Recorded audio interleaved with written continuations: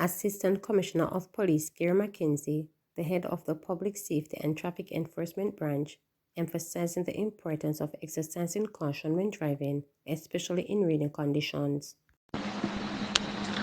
Jamaica, I am Assistant Commissioner of Police Gary McKenzie from the Public Safety and Traffic Enforcement Branch. Over the past few days, we have been experiencing bad weather. Many of our roads are inundated with water. Some of them are very slippery. There is some amount of debris that is on the roadway.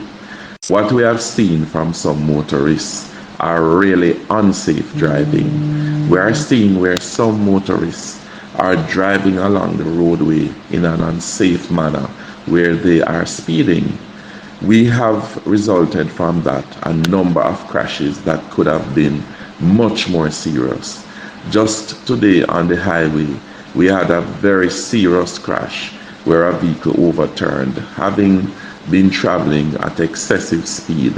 Fortunately, the occupants are alive and they are not very serious. We have to ensure that we are aware of the situation. The situation is not good. And so, whilst we use the roadway, we need to look out for other road users as well. We need to recognize that even though you may be traveling in the day, it is not as bright as normal days because of the rainfall and the fact that the days are bleak. Let us try to go through this period safely. We cannot afford to lose our citizens because of decisions that are poor. Let us slow down, let us be aware, and drive safely. Thank you. Service beyond self.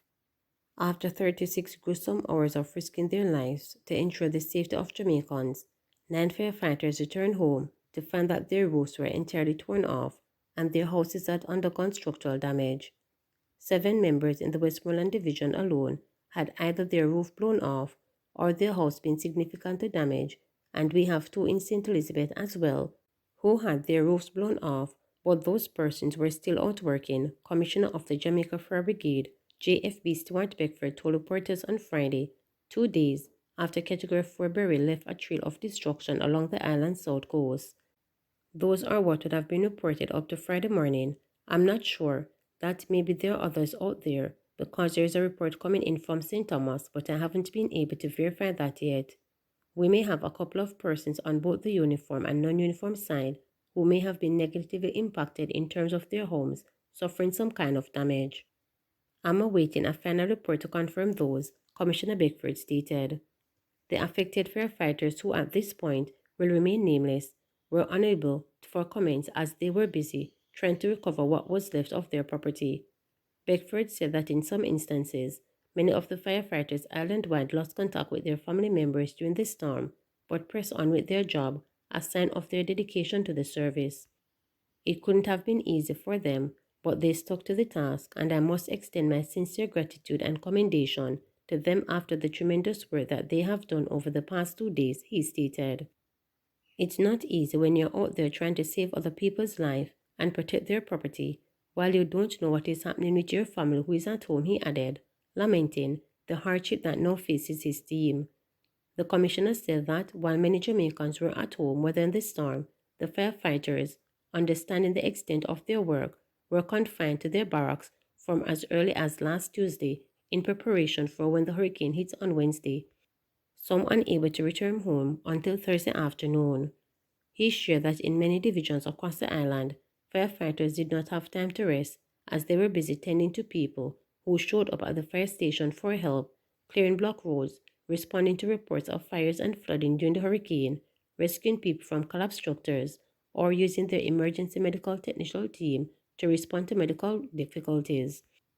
However, despite their best efforts to save others and their property, the 9 firefighters went home on Thursday to face the harsh reality that the howling wind and relentless rain left their homes in shambles. We're trying to see how best we can assist them in getting back on their feet because we want them to be okay, Commissioner Beckford told reporters. One of the things you don't want is for persons to be at work, especially in a firefighting situation or as a fire department, and they're not totally focused or they can't think because that's a risk to them and a lot of risk to their colleagues and members of the public, he explained. In addition to psychosocial support to deal with the tragedy, the Commissioner says discussions are ongoing to give the workers compassionate leave to rebuild and recover. He said that while regular 8-hour shifts resume for some firefighters, there are others who were up until last week Friday as they were still engaged in recovery activities. Gone with the wind. When Hurricane Ivan wiped out several homes in a section of Portland Cottage, Clarendon in 2004, a housing scheme was developed on prime lands at nearby Shearers Heights to relocate 200 of the most severely impacted residents. 20 years and several storms later, some of these residents who say they have been listed for relocation but were never rehoused or crying foul. The residents spoke to reporters last Thursday during a visit to the community in the wake of Hurricane Beryl, which ripped through the island's south coast on Wednesday. My house, my mother's house, and my bar will get flooded out. The roof gone, everything. Me go through this 3 times now, Dwayne Thompson said in frustration. Scheme bill up there so, and I no get no house out of it. I no apply, we apply. And who for name we did write down? Get it. We go through Hurricane Ivan September 2004, Dean August 2007, and no burial, and the only thing we get a promise. We don't get nothing, added Thompson. The 16.6 hectares, 40 acres of land was identified in Portland Cottage through the then Office of National Reconstruction (ONR), which said that the new scheme would be constructed in 2 phases, with priority being given to those persons who were left homeless. The ONR also said that those residents who still had a property structure but who live in a location considered to be unsafe would be given attention in the second phase. Additionally, the ONR said 3 similar communities were to be built across the island: at Rocky Point in Clarendon, Old Harbour Bay in St. Catherine, and Brighton in Westmoreland. But last Thursday, the residents said nothing has gone as planned from the starter's home settlement for Portland Cottage. The selection process, nobody really know. More than name right down, friendship and that's it. We lost everything. Other people afraid to speak out, but we just realistic and we talk the truth. 3 house in a 1 yard, and we not get nothing pertaining to the scheme. Water reach 5, 6 feet, and no priority. It's a friendship basis, one resident charge. We need help. Some people who get up help, them no really value it, and who need it, not get it. Me shop me house, whole I gone, declared the resident.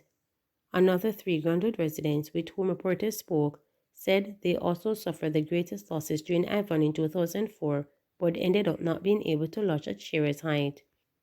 They told reporters that individuals from as far as Point Hill in St. Catherine had received dwellings. According to the residents, some of the lucky recipients sold the starter's house, while others have migrated, leaving their house shattered. This the third hurricane since they were built, a scheme for all of these people here at Sandy Spot because they were flooded.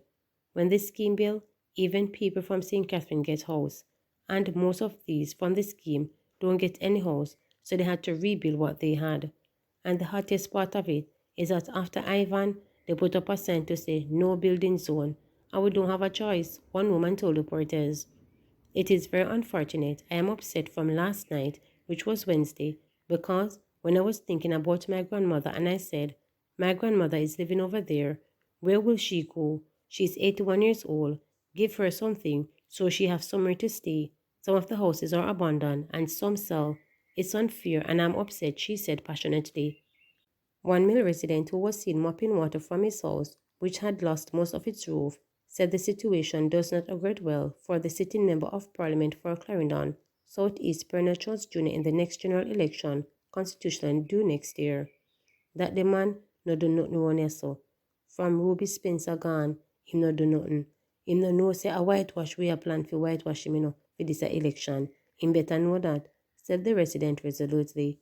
From Moody gone, the man did not fix the road. We no want him round here. If them not get rid of him before election, Labour right a go lose round here so, he added. The residents were also less than pleased with Charles Jr.'s quick drive-through of the community hours after the hurricane passed. He says we must take pictures and keep the pictures for proof so that moving forward, they will know what to do because they were unable to do anything at the moment. Please make sure you write that and don't pretty it up, one resident told reporters. But Charles Jr., in a brief interview to reporters, said his visit to the community last Thursday was to conduct a damage and needs assessment. We'll be doing what's possible to help, he stated. Please remember to subscribe, like, share, and click the notification bell for daily updates.